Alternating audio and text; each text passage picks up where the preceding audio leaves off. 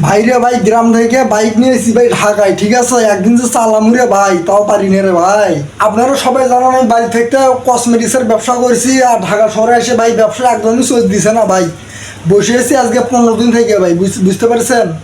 So hello everyone, সবাই কেমন আছেন? আশা করি সবাই ভালো আছেন। তো আজকে আমি কথা বলবো বাইকটা নিয়ে। আপনারা সবাই জানেন আমি গ্রাম থেকে বাইকটা ঢাকায় নিয়েছি, আর আমার বাইকটা হইতেছে ইয়ামাহা এফজেড।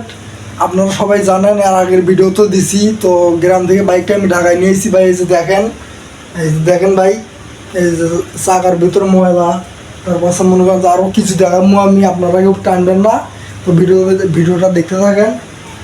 তো এই যে দেখেন, এখানে মনে করেন যে আপনার হইতেছে এই যে আপনার এখানে এই যে হরেন, সেলফি, তারপর হইতেছে আপনার এই যে লাইট, সিঙ্গেল লাইট, এগুলো সব কি মানে সব নষ্ট হয়ে গেছে, মানে এটি সব কিছুই হয় না। দেখেন ভাই, আপনার মনে করেন যে আমি গ্রাম থেকে বাইকটা ঢাকায় নিয়ে এসে মানে কি আর চালামু, মানে একটা দিন যে চালামু তাও পারিনি ভাই।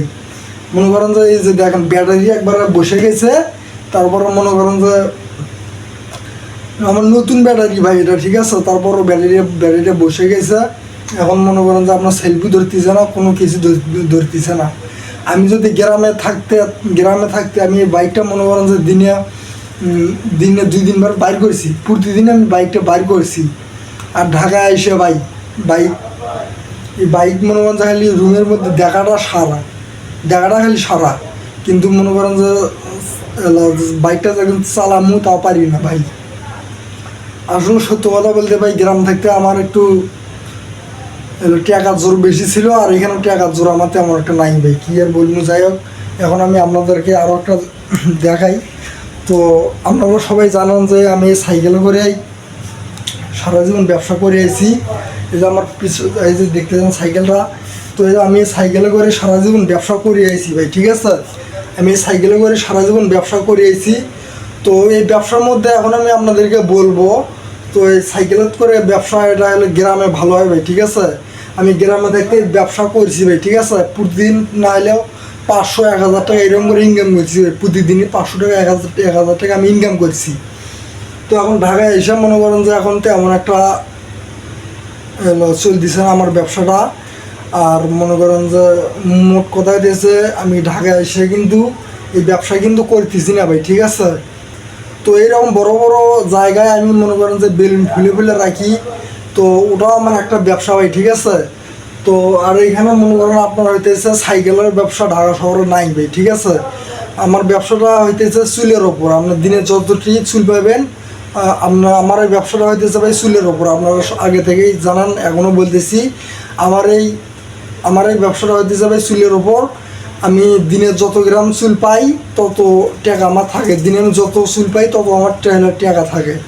তো ঢাকা শহরে আমি তেমন একটা চুল পাওয়া যায় না, যার কারণে আমি ব্যবসাটা করতেছি না ঢাকা শহরে। বাড়ির মানে এইরকম ব্যবসা ভাই, ঠিক আছে, গ্রামে ভালো চলে, কিন্তু ঢাকা শহরে চলে না তেমন একটা ভাই, ঠিক আছে। আশা করি আমি আপনাদেরকে বুঝতে পারছি। আর আমি যে ঢাকায় আইছি, এখন আমার গ্রামের মানুষেরা অনেকে ভাবতেছে যে আমি কতই না টাকা ইনকাম করতেছি, মানে কতই না আমার মানে ব্যবসা না গ্রাম থেকে ঢাকায় ভালো চলতেছে। তাদের উদ্দেশ্য আমার এই ভিডিওটা ভাই, ঠিক আছে। তো যারা আমাকে সন্দেহ করতেছেন যে আমি ঢাকায় এসে অনেক টাকা ইনকাম করতেছি, তাদের একটা ভুল ধারণা। আসলে ভাই এই ঢাকা শহরে এই ব্যবসাটা চলে না ভাই, ঠিক আছে। তো আমি এখন এই ব্যবসাটা কিন্তু করতেছি না ভাই ঢাকা শহরে, আমি আপাতত বসে আছি। তো এখন গার্মেন্টস ফ্যাক্টরিতে এমন একটা লোক কিন্তু ভাই নিতেছে না।